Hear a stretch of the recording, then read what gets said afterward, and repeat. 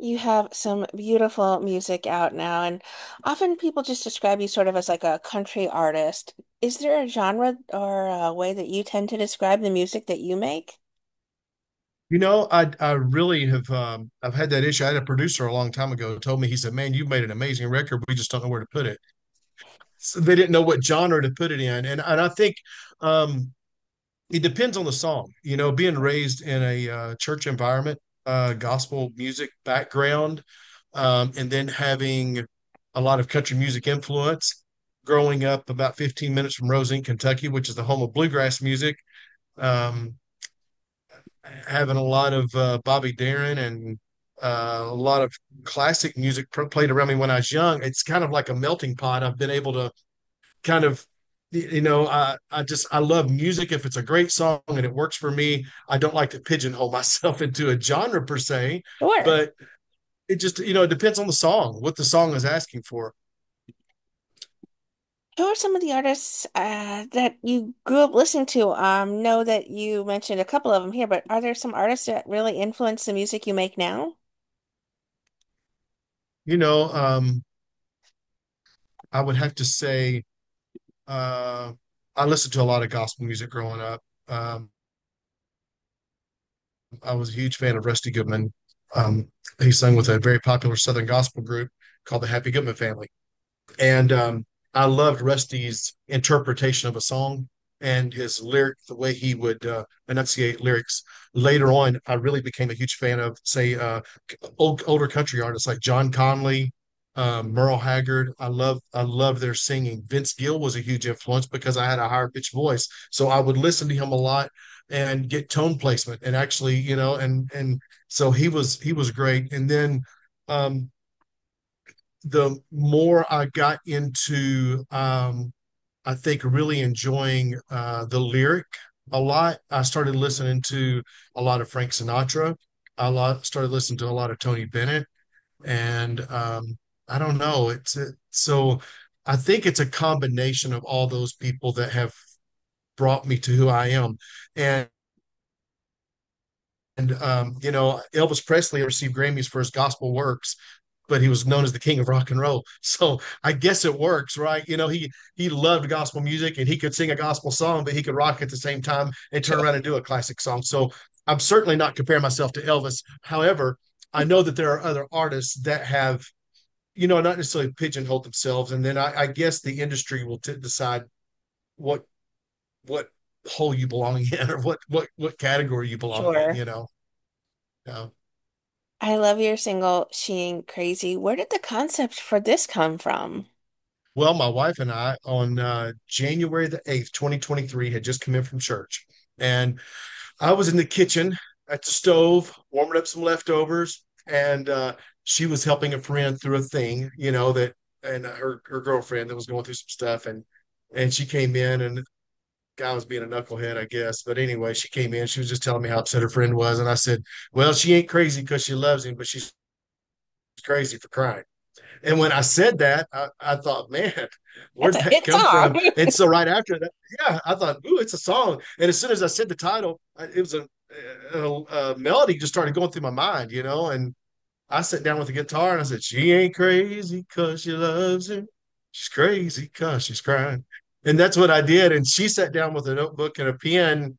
And I don't know, 30, 45 minutes later, we had the rough draft scratched out. She's a great writer. And even the video that's getting ready to drop, she actually wrote the script and directed the whole video, which was done so well in Gallatin, Tennessee. And I can't wait for everybody to see that. It drops August the 8th, but the single just dropped July the 25th, and it has done very well. It's getting a lot of traction, a lot of people, I think, connecting to it. I was gonna say, I found it a little ironic. It's a breakup song written by a husband and wife. It is a breakup song. It's a beautiful breakup song because, breakups don't have to necessarily be a bad thing. And I think a lot of people have left themselves in situations they don't belong in, that Sure. um, really and truly it would have been better for both parties, and they could have grown apart and grown together simultaneously had they just went their separate way. I'm not an advocate for that, but I'm saying it's a beautiful breakup song, and there's nothing wrong with learning to love yourself. And that's really what this song is all about. two people found themselves in a place both needing something that they weren't getting. And as much as it hurt, they chose to go their separate ways. Great. Well, I know you mentioned a lot of people have been loving this song, and you touched a little bit about how you and your wife wrote it, but how much of a hand did you guys have on the production end of it? I know you worked with Mark Fain on it. Mark Fain, of course, is a Grammy winning musician and producer. And he, along with John Jorgensen, a very well known guitar player, Pat Coyle, great jazz pianist, Josh Hunt played the drums. Hometown guy Steve Chandler, this guy I've known since the early 90s. We were both working at the Executive Inn in Owensboro. I was working 5 nights a week in the lounge singing, and he was the sound guy in the showroom, and all these great legends would come in, and Steve was over the sound and was doing that and working in Nashville. And he and I have been able to reconnect over the last few years, and he did the engineering on it. Um, and when we went in to do the song, um, I just finished doing a jazz project. I say jazz. It had 3 or 4 gospel cuts on it, but I had done about 6 songs from the American Songbook. Okay. Um, yeah, The Best Is Yet to Come, What a Wonderful World, cut Frank Sinatra's That's Life. So we went in to start doing this song. It was more of, we're just going to let the song lead us to where it wants to go, and we're going to follow it.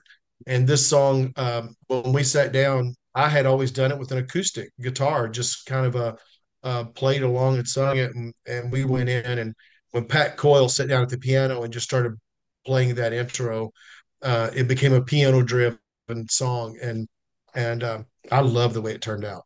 I absolutely love the way it turned out, and I think it's one of those songs that can lend itself to being done in a variety of genres, but the way that we have done it, I think it worked out well. Is this a prelude then to a full album, an EP? Well, probably an EP. We started one called Dancing in the Kitchen, and Lena and I were working on that. Well, we were just putting songs down because we really like to collaborate. She is thankfully a lover of music, and she supports me so much in this work that I love to do. And she's a fantastic writer, obviously. And we have co-written another 22 songs that we're going through and trying to see what we can do with them, because you can get all these lyrics down and you got to make everything work. But they are great starts, and some of them are pretty well complete. But doing this idea of called Dancing in the Kitchen. And that was something we enjoyed doing, is coming in at night and fixing a pot of coffee, and you say, hey Google, play, and you turn something on, and then the next thing you're dancing in the kitchen and enjoying your coffee or your glass of wine or whatever it is that works for you. And so we started, this song is kind of going into that vein. The next song I think that we're going to complete, I've already recorded, was a remake of the Lionel Richie song. Uh, I've already recorded it and I just went blank. I can't remember the name of it off the top of my head. But anyway, it's going to be coming out. And so what we're doing is not really putting CDs together, because who plays CDs? But we're just trying to get into a rhythm where about every 60 to 90 days we're dropping a new song, and and I hope people are picking them up and listening to them and loving them, and uh, just taking it one day at a time and let the music take us where it wants. You've shared the stage with icons like Reba, the Judds, Martina McBride. What can fans expect from a live Jeremy Calloway performance? Live performance is a very I hope very intimate. I hope that I'm someone that when they walk away, they felt like I was singing straight to them. And I think that energy is high, but there's a lot of focus on the song and on the music. So if you're a music person and you love the lyrics of a song and you want to be moved from the heart, I think that that's what you can expect. A lot of entertainment, a lot of fun, but a lot of moments that'll bring chills and hopefully a lot of beautiful memories to you. Is it all your music, or do you do covers as well, like with this Lionel Richie song? No, I do covers as well. A great song is a great song, and there's so much music that I do like I just kept feeling good. I know Michael Bublé did it. I just did that song and we did a remake on it, have a completely different feel, I think, to the song, but we made it ours and did it, and it works. And was on a an interview yesterday, and they were talking about how well the song that had went over, because it was kind of a step out to do that song. But I do a lot of I try to do some originals, but it's a pretty boring show for me. Even I remember going to see some legends sing one night and I was a huge fan of their music. I went in and I sat down, and I went in with the intent of I wanted to hear music that was going to make me move in the moment and really take in the moment. And they ended up spending a large portion of saying, "I want to introduce a new song." Well, then it's like you can't get. I'm not saying that's not a good thing, but a lot of times you can, I think, lose your audience trying to introduce them to new music. And that happened to me. And I don't ever want anyone to feel that way when they come to one of our shows. I want them to hear something that is familiar, that sets them down and makes them feel like, okay, I'm comfortable, I'm at home, I can be in my skin. And then I'll throw something out that's new, but then I'm going to go right back to something that hopefully brings back memories or brings them comfort in that moment, makes them feel at home in that moment. So many people, we live in a crazy world. We're in Pasadena this week, and I don't know if you're familiar with Pasadena, but this city is absolutely gorgeous and it is so just clean. And I've noticed how the people are just so kind. And we were sitting at dinner last night, and we were at a little Indian restaurant. We were sitting there, and a lady was walking by, and everybody's walking their pets, and she bumped my seat and said, "Oh, excuse me." Well, we were just in New York couple of weeks ago, and I said, and I love New York, but I said the people here, it's like I'm in the mid '90s again. It's everybody's just moving at this pace, and I don't know, I can't explain it, but if there's anything I want people to feel when they come to an event, it's that it is a connection with maybe um, a memory that they have of the past that just causes them to feel at peace and feel, even though they're trying to escape a crazy world for a little bit, for just that 90-minute segment, if they could come in and feel like the whole world is at peace, then I've done something. Well said, well said. My goodness. Is there an artist then that you would love to collaborate with, a dream collaboration you have in mind for the future? Hmm. I did. I've been lucky to get to sing with some pretty cool people. From a collaboration standpoint, hmm,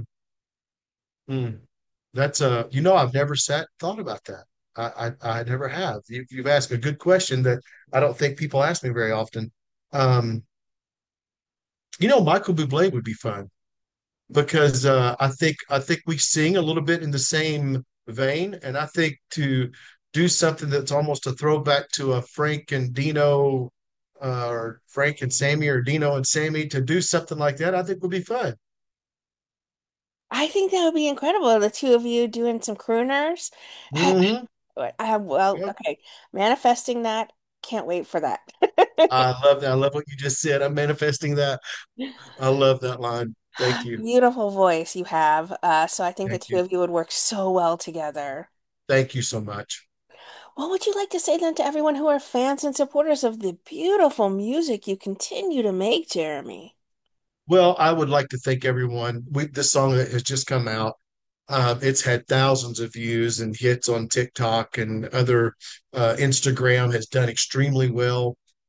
A lot of people have been sharing it. A lot of people have been streaming it, downloading it.